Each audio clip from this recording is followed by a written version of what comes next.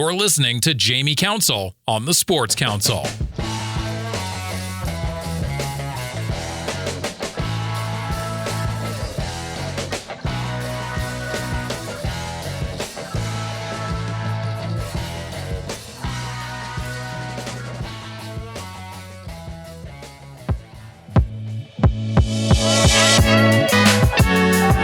The council is now in session. With a personality shaped by being an athlete and a background in mainstream sports media, I found that the stories I was most interested in telling were the ones often overlooked, the ones that might not otherwise be told, the ones that show the intangible and not just the highlight reel. The Sports Council is about highlighting the great, the good, the unique, and everything in between in the Pacific Northwest sports world. I'm Jamie Council. Thanks for joining me. You're listening to the Sports Council on 1340 ESPN, the Tri-Cities leader in sports.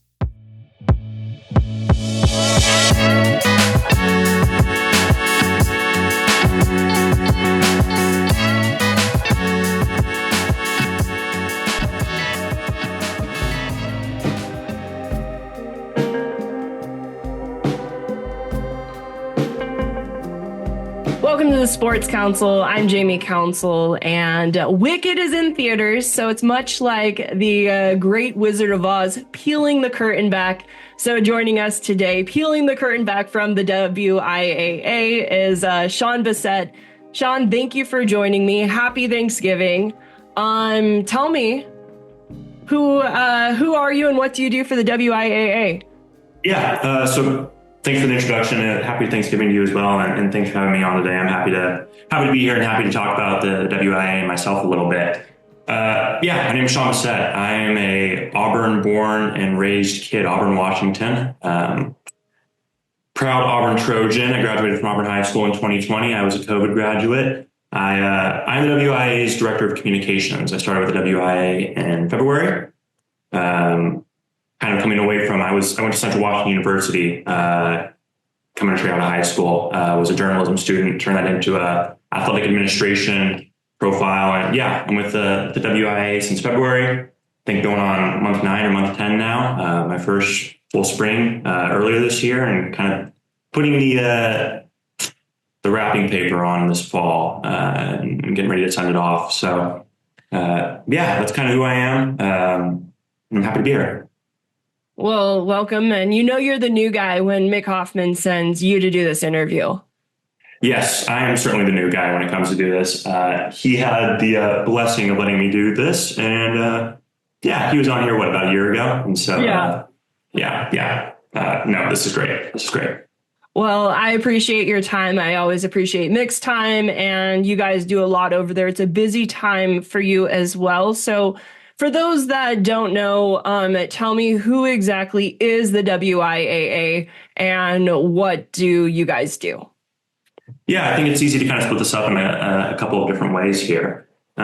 We are kind of put on a state championships across the state. So for all of the sports that, you see WIAA state football, state volleyball, all of those tournaments, we're the ones sponsoring those and putting those on and working with the venues. And we have a ton of volunteers and kind of help externally with tournament managers and people that are checking you into the events and whatnot, that help really put these on. It's not just our office. And I think it's important to share that because, there's only 13, 14 of us here in this office. We're a really small office. And I think that kind of is misconceived at times. But we have really good governance structures and people in place that help us put on these state championship events, and they're unique ones. And we're really happy to put them on. I think the other way to kind of split it up too is we're the rulemaking body. Your high school is more than likely a WIAA membership high school. And so we have governance structures in place, like I said, that govern the membership, which is all those member schools. I think we've got a little bit over 400 member high schools, as well as the middle schools as well. And so, that's kind of the two facets of how I like to explain the WIAA. So knowing your background from Auburn, unfortunately during COVID, but none of us escaped COVID. And then even being Central Washington, you're kind of a Washingtonian through and through. Why did you want to work for the WIAA of, I guess, kind of seeing them in the background, but now you're in the thick of it? Yeah, no, I think this is great.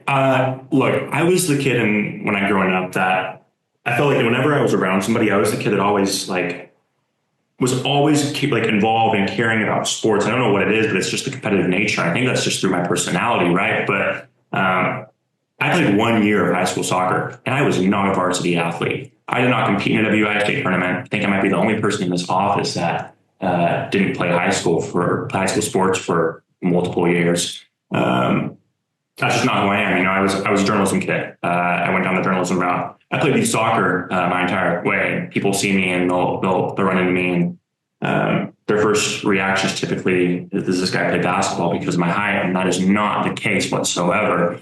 I was a center back growing up in youth soccer, and so I really appreciate the student athlete. That's kind of what I learned when I was at Central, and when I kind of transitioned from my undergrad in journalism to my master's opportunity, my graduate assistantship with the CW athletic department. I grew a great appreciation for the student athlete, and really my job there and what's translated here is trying to improve the student athlete experience just on different capacities. When I was at Central, I'm working with a few specific teams. Now I'm working in an office trying to represent 400 plus high schools, right? And trying to improve the atmosphere. We try to make so big and whatnot at the culmination of their students' season on a team. And so I'm a Washington kid through and through. You said it. Grew up in Auburn. I've always had family on the east side of the state, and going to Ellensburg was no mystery. I really appreciate Ellensburg, fell in love with the city. But coming back to work with WIAA, for me, it was kind of getting in touch with, the fact that I've always been a Washington kid. I can make an impact on students that aren't only, when I was at Central in Ellensburg, I can make an impact on students who are all the way up in Okanagan or down in, the Tri-Cities and Walla Walla, all the way up from some of our biggest schools down to our small 1B schools. It's a unique way to provide an impact on the student athlete experience, but also kind of, give back to the community aspect that sports give. And so those are kind of the two different ways I like to talk about my passion for this job and why I'm here. And ever since you've joined, I've kind of noticed that come through that, especially the age portion, where I feel like a lot of people think that the WIAA, no offense to Mick, but it's just some people that sit in a room and what do they do, versus I feel like having some young blood come in and having the experience that Mick and a lot of the other people in the office provide, that they've been doing this for how many decades, that they know how to do it from a business standpoint. But then you understand social media, you understand a lot of those things. I remember over the summer, the what's up, brother? Yep. I'm like, that was Sean. There's plenty of those. Yeah. Plenty of those little trends. Absolutely. No, I hear you. Not to jump in here, but we have a really, really unique office culture and a staff that really is diverse. We all own our little separate part of the association. Look, it's no secret. We are one of the younger staffs. We're talking about state associations across the nation. And for the most part, it's not really close. I mean, we have half of our staff is in our 20s. And that's just not normal, when you look at state associations across the nation. But I think we're really proud of it. And you see that come through in a lot of our external communication, which is something we take pride on a lot. And all of these staff members, they have influence on what we're pushing out. It's just not like the communications and marketing team here is just the only group that's really helping do this. But when we get to a point in the our championship seasons when we're having events all across the state, everybody is chipping into that effort because, like I said, we're a small staff, and it really is us that are the ones that are contributing. And it takes this office and everybody in it to make that happen as we're all split up. So it's unique getting to work as a team on this. It's not like I said, one person making a decision on what goes live everywhere. I'm not the one mostly responsible for social media. I assist in it. Same thing with our website. But yeah, I think we have a really unique staff with, like I said, plenty of diverse people from all different backgrounds that I think it makes a unique culture here. Exactly. I think it really comes through that you get those boundaries and those walls or the structure that you need from having that experience. But then you have things, like on the media or social media of knowing what good graphics look like, or even the brackets you guys have started doing where they stamp their ticket, have their celebration, that you're really bringing in the best of both worlds. So that brings me to my next question is, with the WIA kind of mixing, having that melting pot and having those puzzle pieces, what specifically are you guys looking to improve on, or what are your big picture goals? Because there has been some changes, as well as this is such a changing world in general that it seems to be changing faster and faster. Yeah, I'm not sure I could pinpoint one exact thing that we're like focused on specifically improving, right? We all own different parts of the association. Like I said, we all have our separate different like things that we're always focusing 100% on. But improving is the word I would like to use. We all, like, specifically for me, when I'm talking about like my media relations and things like that, I want to improve the communication that I'm providing to the media when there are questions, or the credentialing process. Our tournament programs, something I focus on very intently. Not many states across the nation are still printing programs, but yet they continue to be extremely popular here in the state of Washington. That's one of the things that I spend many hours every week working on, finding ways to improve the efficiency of them and the features that are in them. You know this very well, trying to improve the streaming avenues in the state and build that up. Since COVID, that's become a ginormous part of sports in general and sports media, and kind of the role of being a communications SID type figure in an organization like this. And so continuing to build up the streaming avenues and working with different groups and different people on how to do that. It's difficult, especially in a state where you got to drive hundreds of miles to go to the other side of it. And we've got events on every different corner of the state, and we're popping in and out of venues on, like multiple day basis, where hey, we're going to be in the Sun Dome for 3 days. Hey, we're going to go to King County Aquatic Center for a few days, that kind of thing.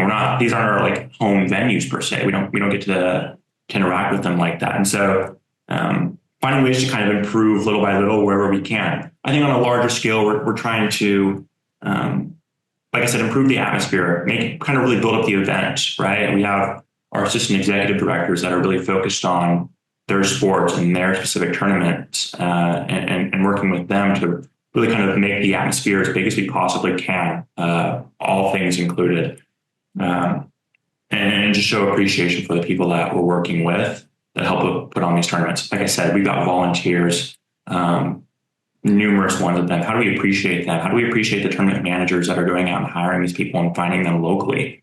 Because it's not easy for me to go find somebody in Wenatchee who's going to, cover the state semifinal football game this weekend. That's not possible, right? We rely on these people across the state, and finding ways to appreciate them while also building up our events in general. That's a good way to put it. I love that you used the word ginormous. I just watched Elf last night. So that's a top 5 Christmas movie for sure, at least for me. So. It is. And so it's Thanksgiving. Again, we're catching up with Sean Bessette from the WIAA, the governing body for high school athletics. We're going to take a quick break before jumping into what playoffs look like for the WIAA. You're listening to the Sports Council on 1340 ESPN, your Tri-Cities leader in sports. Happy Thanksgiving from Krispy Kreme. Stop by and let us know what you're thankful for, and received a glazed donut for free. While you're here, grab a delicious pie collection dozen to relieve some of the holiday baking stress. Also, remember to get your fundraiser scheduled today. It's fun, easy, and profitable. Download the Krispy Kreme app and watch for what's coming in the near future. All at your local Krispy Kreme. Come in with a sweet tooth, leave with a smile. 2805 Dupertail Street, Richland. Inconveniences can happen at, inconvenient times. JRT Mechanical has plumbers and HVAC technicians available 24/7 if an emergency does arise. Or if you feel like your house isn't cooling like it used to, or if you're tired of a hose leaking from last winter's freeze, JRT is an honest, reliable company that's been in the Pacific Northwest for more than 3 decades. Give JRT Mechanical a call at 509-314-4314 or visit jrtmechanical.com. If you've got a winery, brewery, or dairy, why buy industrial parts and supplies from across the country? Central Industrial Sales is your local source for supplies and equipment for the dairy, food processing, winery, and brewing industries. We specialize in custom fabrication, industrial cleaning equipment, sanitary fittings, valves, pumps, chemicals, and many other supplies. Everything's available through our website, by phone, or by dropping by our office. Call 509-375-4032 or find us at centralindustrialsales.com. You're listening to Jamie Council on the Sports Council. Welcome back to the Sports Council. We're catching up with Sean Bessette of the WIAA. And Sean, we got into who you are, what you do, and kind of the broader look of the WIAA and what you guys look to do. But right now, it's a very busy time for you. This is the, I've been referring to this with my friends and family. This is kind of the gauntlet right now, at least for the fall. And I like to think we're kind of on the backside of it. And we've made it through slow pitch, cross country, girls swim and dive, some 6 really intense days of volleyball in our soccer tournaments, our girls soccer and our 1B2B boys soccer tournaments.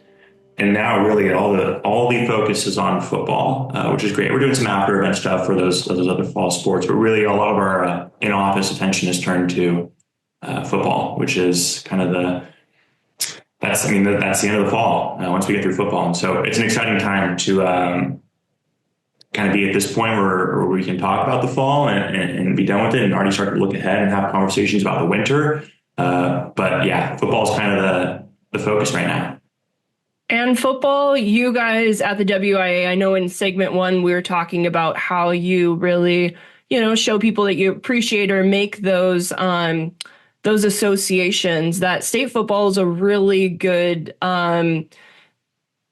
show of that, where you have the Seahawks and UW combined, that you guys are once again holding it at Husky Stadium. So just tell me a little bit about the event that is state championships.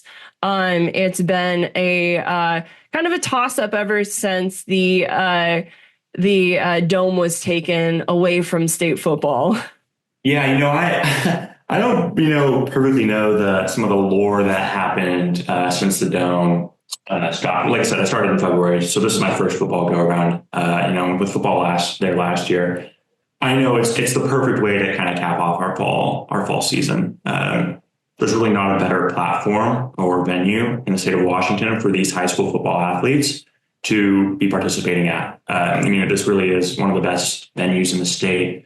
And we're thrilled to be at Husky Stadium. And we're thrilled to work with UW and the Seahawks and all of our other corporate sponsors on being able to put an event like this on, one of this magnitude. It's up there for, one of our, bigger events. And so, look, there's jokes have been made previously kind of about having to have these events at high schools, and these high schools did a fantastic job at hosting us. But this is an event that we're really proud to have at Husky Stadium, and kind of continuing to put that on. It's 2 days of 3 games each, games at 11 a.m., 3 p.m., and 7 p.m. each day. On Friday, we got our 1B, 1A, and 3A games, kind of in that order. And then on Saturday, we've got our 2B, 2A, and 4A games.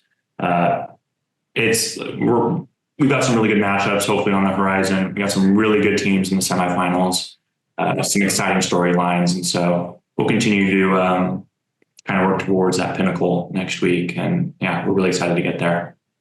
And speaking of Husky Stadium, of creating this event for high schoolers, tell me the meaning behind that and why of hosting it at Husky Stadium might mean so much to the different programs that reside within the WIAA. Yeah, I think it's important to circle back here to the importance of, really improving and enhancing the student athlete experience, especially when they get to a state tournament, right? And like I said, our office is really focusing on improving that experience for not only the student athlete that's showing up, but the coaches and the administrators that help put on these events for them throughout the regular season. and their league contests and their district contests, but also the members of that community that want to come and watch their game. I mean, there's not really a better venue for them to come and support their football team than Husky Stadium.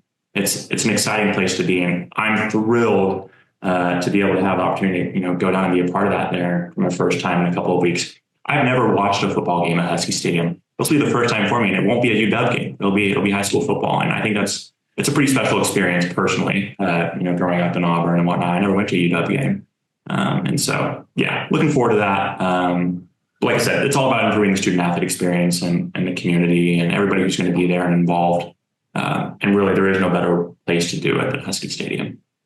Absolutely. And so that's one of the changes now the second year in a row that you guys have held it at Husky Stadium. But it's always different of how can you improve things. So talk about some of the other changes within, this year, the past couple years that you guys have made to improve some of the tournaments.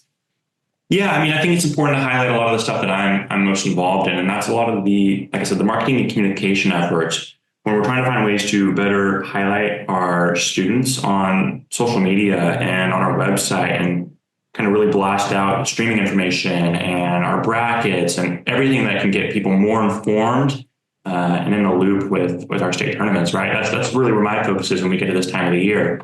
And finding ways to highlight students and their communities on our platforms. It's a unique challenge to take on because we're dealing with so many different communities and where they're from and how our access to them, and working with those schools individually to gain some of that information. It's unique. But you brought up our bracket advancement brackets that we bring, and the little placards that have the Velcro on them. That was something that they started last year, I believe. I believe the volleyball, it might have been before that, but before I was hired, and that's been a huge success. Finding little ways like that to continue to add elements that make sense for us, but also for the students and whatnot, that really do enhance their experience at a state tournament.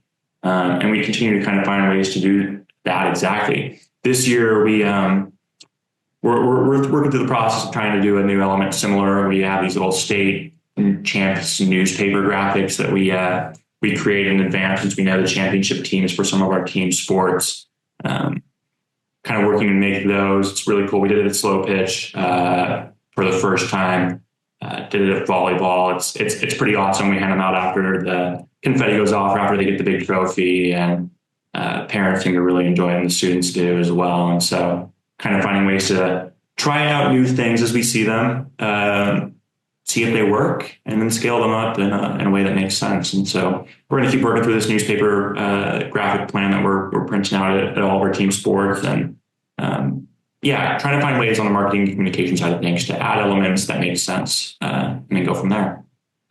And one thing with the state tournaments is that they're at different places, that some of them are held at the same places year to year, while others are moved around. I'm thinking of state baseball, where that's been kind of flipped and flopped, and a lot of different things go into it. So how do you guys determine where these state tournaments are held?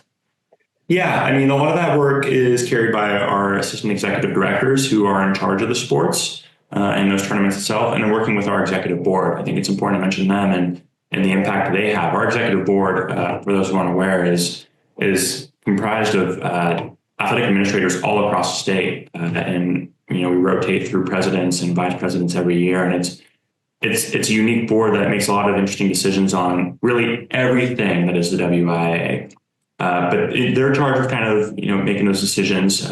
We have a bid process in place that allows sites and venues to bid to host a tournament.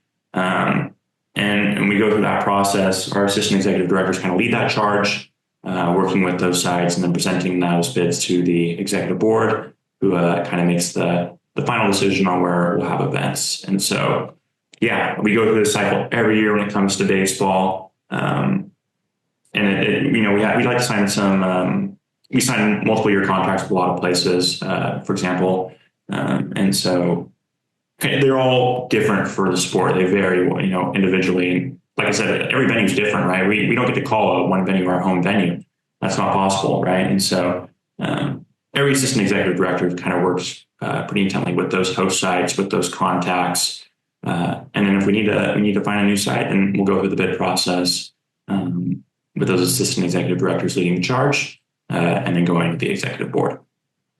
So a lot of moving parts. We on our end just to get to see all the fun stuff. Yes, it certainly isn't saying, you know what, this is the best baseball facility in the state and going there. I wish it was that easy, but like I said, plenty of moving parts. And so it's important to gauge those as our office and the executive board makes those decisions. Yeah. And what would you say is the toughest thing in your role behind the scenes? Great question.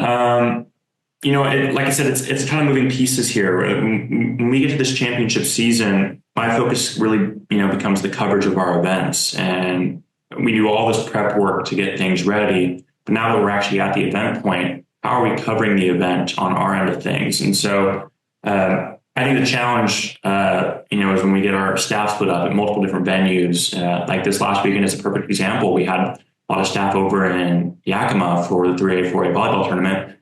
But on the flip side over here and on the west side of the mountains, we had 3 different soccer sites going. And so then splitting up our staff there as well. And how do we cover these events to the maximum capacity that, we set these expectations on ourselves? How do we meet them?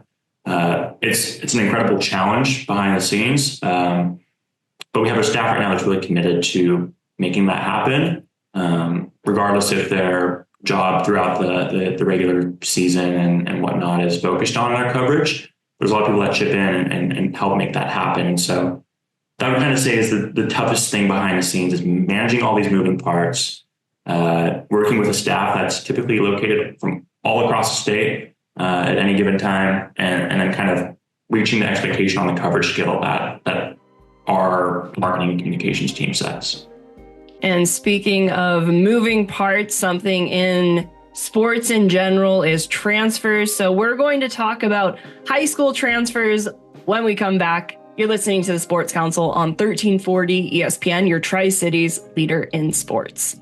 Inconveniences can happen at, inconvenient times. JRT Mechanical has plumbers and HVAC technicians available 24/7 if an emergency does arise. Or if you feel like your house isn't cooling like it used to, or if you're tired of a hose leaking from last winter's freeze, JRT is an honest, reliable company that's been in the Pacific Northwest for more than 3 decades. Give JRT Mechanical a call at 509-314-4314 or visit jrtmechanical.com. If you've got a winery, brewery, or dairy, why buy industrial parts and supplies from across the country? Central Industrial Sales is your local source for supplies and equipment for the dairy, food processing, winery, and brewing industries. We specialize in custom fabrication, industrial cleaning equipment, sanitary fittings, valves, pumps, chemicals, and many other supplies. Everything's available through our website, by phone, or by dropping by our office. Call 509-375-4032 or find us at centralindustrialsales.com.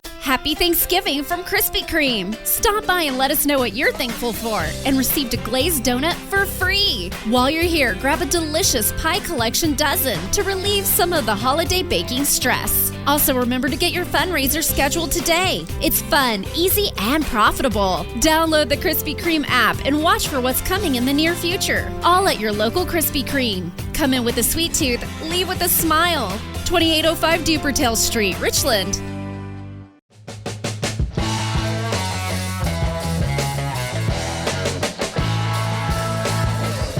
We're back on the Sports Council here on 1340 ESPN, your Tri-Cities leader in sports, catching up with Sean Bessette, works for the WIAA, the governing body of high school athletics. So at the college level, transfers have really opened up, and we've started to see some of the same things in high school, not just in this past year, but in previous years. I mean, how does the WIAA approach transfers? I think it's important to kind of explain our rule process as well. But our entire transferring students policy is outlined in our WIA handbook. They're in Articles 18 and 19.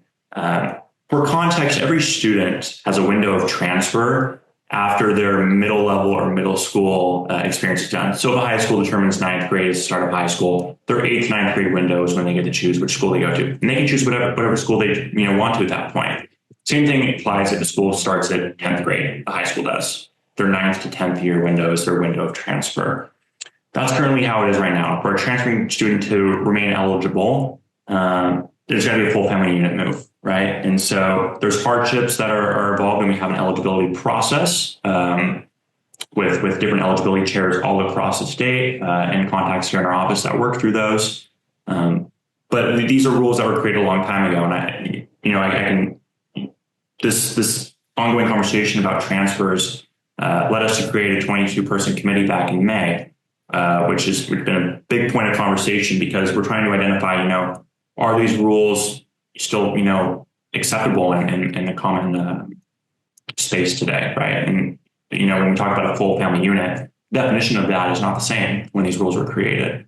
And so identifying if the rules in place are fit for where we are at today with the ongoing, conversations surrounding transfers.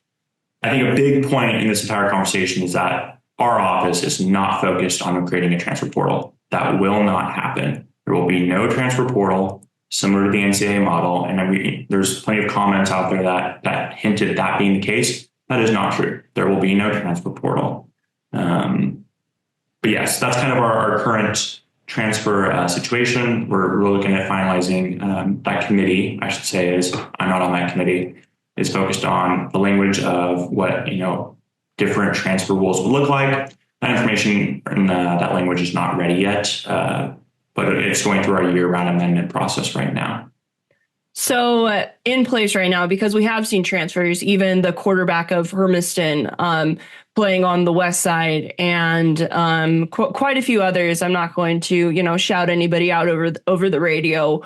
But with that being said, you have seen transfers. So the process for them, and I think that's also what I want people to know, is that the WIAA, you guys only go so far because it's more of a legal matter where they show hardship. And I mean, it doesn't have to be, it can be granted or denied. And then if it's denied, it's not up to you guys, it's up to a court hearing. So I guess, can you explain the process sometimes for people that really shows that the WIAA, you guys aren't the ones saying yes, no, that the dollar doesn't start and end with the WIAA when it comes to transfers? Yeah, I mean, I think it's important to highlight here that at the end of the day, the eligibility of a student athlete works. It is the decision of the athletic director at the school, right? We are not sitting here in our office monitoring every student at every school that's competing in a varsity WIAA sponsored sport. We're not capable of doing that, right? There's no way. We rely on the athletic 13 director. 13 people in the office. Yeah, exactly. We rely on the building athletic director to really make that determination of eligibility. I don't want to get too deep into the legal back and forth that happens with our eligibility process. But we have an appeal process in place that has worked for years after year after year. We're trying to understand and listen to the appeals of student athletes that are expressing a hardship causing their transfer and whatnot. And so, this is the entire transfer situation is what this transfer committee has looked at since May, or might have even been earlier than that, since earlier this year. And we're reaching a point now where we'll hopefully be able to kind of share that information on what maybe the changed or potential changes to the transfer rules would look like in the coming weeks and months.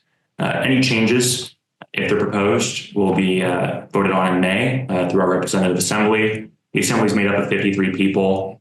These are all athletic administrators that are designated all across the state. As in the name representative assembly, they represent their constituency, as you could say, the schools and their classifications and the size of schools, the districts all around them. And so there's a voting procedure in place through the year-round amendment process. It's membership driven. We're not here in the office making the decision to push something forward because the 14 or 13 of us in this office think so. It's a membership driven thing. And we rely on the membership to go through the process. And what sorts of things have you heard? Because obviously there has been talk about transfers. So I guess not just the WIAA, but the entire members that are comprised of all the high schools within the WIAA, what are the problems with the way transfers are now that it would even consider changes that are potentially coming down the pipeline? Yeah, listen, I don't want to speculate on exactly what the cost for concern is or why we're even looking at this in the first place, right? It's not my job here to speculate on what that looks like. The committee was put in place because if there's any change, right, we want to be able to have a group of people that work with these transfer rules, these eligibility rules on a day-to-day basis, and can make a confident decision that this is the suggested language we should push forward, if that's the route they choose to go.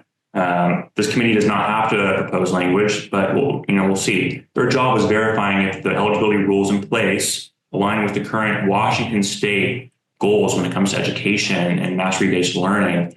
And then, if our current rules in place disproportionately impact students. And so that committee is working on finding if those two things are true, and if we can get rules, if our rules currently align with those two items, or if we need to make changes to do so. And if those changes are proposed, then they'll go through the amendment process through our representative assembly. But as for specific concerns or what our office has heard, I think it ranges, right? And there's not like one different pinpoint I can say, this is why we have a committee looking into the transfer rules. That's not fair to the 400 high schools and the hundreds of thousands of student athletes we have competing across the state, because it's not one answer. And so that's why we have the committee in place, because we want to work with people who are actually doing this on a day-to-day basis with our current rules and have been doing so for years. And so, that's where we're at. And I'm hopeful we'll kind of have more information to share publicly in the coming weeks and months on it. That's exciting. Yeah, it's tough because it's not black and white that, you do see that people do move, that they might have a hardship, but then at the same time, you take a look at a team that might have 5+ transfers and then talks of recruiting or this pop up, and how do you determine that or draw that line? It's a conversation I'm glad I'm not a part of. No, I hear you loud and clear.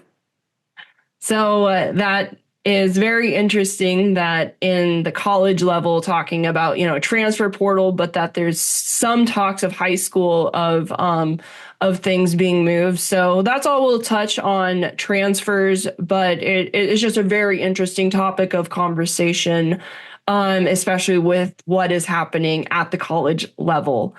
So I appreciate your insight, and we'll keep our eye out for anything that is coming down from the WIAA. And that kind of wraps up things, but you guys are very small at the WIAA. So, and a lot of this stuff happens behind the scenes. So is there anything that you want people to know about the WIAA that might not be out there?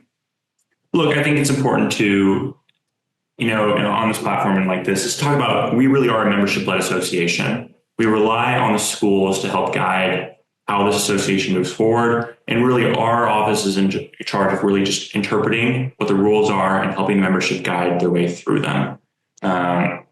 We don't make decisions arbitrarily in this office to impact membership one way or another. And membership ranges on a wide different scales of opinions, that it's not like we could make one decision in one place that benefits everybody, right? And so that's why we rely on a membership-led governance structure to help make decisions on how, as an association, we move forward. It's not decisions that are made here in this office. And when we see and hear comments of things that people wish to be changed, it's important to understand that, like I said, this isn't an office decision. This is something that needs to be handled by the membership itself. And we are here in this office to serve that membership. And so that's the one thing I think people should remember when we're thinking about the WIAA. Yeah, just emphasizing the membership-led association we have here. It starts with your local representative, meaning your local athletic director. Sure does. Yeah, absolutely. Sean, well, I appreciate your time. I know this is a very busy time for you and the entire WIAA office. So thanks for being on the show. Appreciate what you do. Absolutely. Thank you so much, Jamie.